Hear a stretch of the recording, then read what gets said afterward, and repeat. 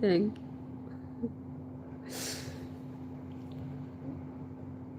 আমাদের তো স্যার যখন খুব খুব রেগে যাবে, টেম্পটেড হয়ে যাবে, তখন বলবে যাও তোমাদের এটা দেখি, টাইম টেবিলটা দেখি।